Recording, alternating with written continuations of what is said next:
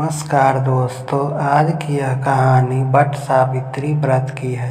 एक पौराणिक कथा के अनुसार प्राचीन काल में भद्र देश के राजा अश्वपति की एकमात्र संतान थी, जिसका नाम सावित्री था। राजा को संतान प्राप्ति कई वर्ष तक पूजा अर्चना करने के बाद हुई थी। कन्या बड़े होकर अत्यंत तेजस्वी और रूपवान हुई, लेकिन सावित्री के विवाह के लिए उसके पिता को कोई योग्य वर नहीं मिल रहा था। इस बात से वे दुखी होकर उन्होंने सावित्री को स्वयं वर चुनने के लिए कह दिया। एक दिन तपोवन में भटकते हुए सावित्री की भेंट साल्व देश के राजा धूम्रसेन के पुत्र सत्यवान से हुई। राजा धूम्रसेन अपने पुत्र सत्यवान के साथ वन में ही निवास करते थे, क्योंकि उनका राज्य शत्रुओं ने छीन लिया था। सत्यवान को देखकर सावित्री ने पति के रूप में उनका वर्णन कर लिया।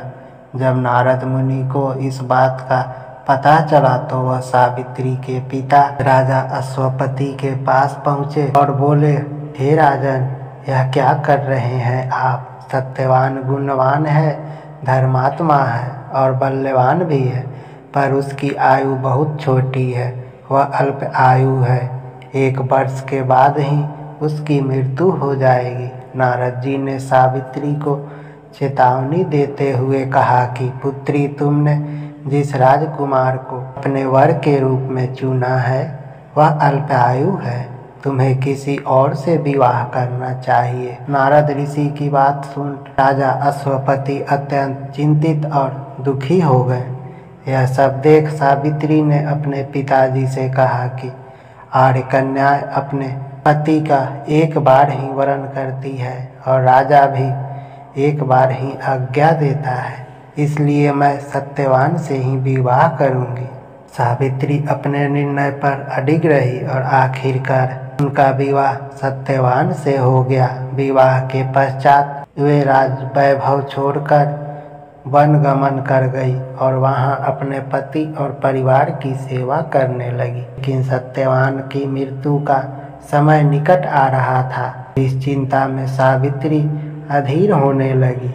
सावित्री ने अपने पति की दीर्घायु के लिए उपवास रखना शुरू कर दिया। साथ ही उन्होंने नारद मुनि द्वारा निश्चित तिथि पर पितरों का पूजन भी किया। जिस दिन सत्यवान के महाप्रयाण का दिन था, उस दिन वह लकड़ियां काटने जंगल गए। सावित्री भी उनके पीछे जंगल की ओर निकल पड़ी। वहां सत्यवान को दर्द होने लगा और वे मूर्छित होकर धरती पे गिर पड़े। सावित्री ने सत्यवान के सिर को अपनी गोद में रख लिया और वहां धर्मराज प्रकट हो गए। बिना विचलित हुए पूरे विश्वास के साथ सावित्री ने यमराज जी से सत्यवान के प्राण न ले जाने की प्रार्थना की, लेकिन यमराज देव नहीं माने।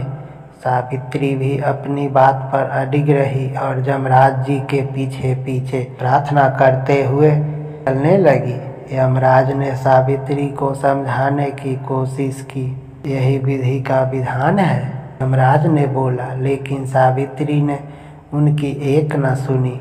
आखिरकार सावित्री की निष्ठा को देखकर यमराज ने कहा, हे देवी, तुम धन्य हो, मैं सत्यवान के प्राण नहीं छोड़ सकता, तुम मुझसे कोई और वरदान मांगो। सुनकर सावित्री ने यमराज जी से कहा, मेरे सास ससुर वनवासी और अंधे हैं, उन्हें आप दिव्य ज्योति प्रदान करें। यमराज ने उसे यह वरदान दिया और वहां से लौट जाने के लिए कहा, लेकिन पतिव्रता सावित्री यमराज जी के पीछे पीछे चलती रही। यमराज ने फिर से उन्हें लौट जाने के लिए कहा, किंतु इसके जवाब में सावित्री ने कहा, हे भगवान, मुझे पतिदेव के पीछे पीछे चलने में कोई दिक्कत नहीं है। यह सुनकर यमदेव ने उन्हें एक और वर मांगने के लिए कहा, तो सावित्री ने अपने ससुर का राज्य वापस मांग लिया। फिर सावित्री ने पीछे पीछे चलना शुरू कर। फिर यमराज ने उन्हें वर मांगने के लिए कहा। तीसरी बार सावित्री ने यमराज से 100 पुत्रों की मां बनने का वरदान मांगा तथा अस्तु कहकर जब यमराज आगे बढ़े तो सावित्री बोली, आपने मुझे 100 पुत्र का वरदान दिया है, पर पति के बिना मैं मां किस प्रकार बन सकती?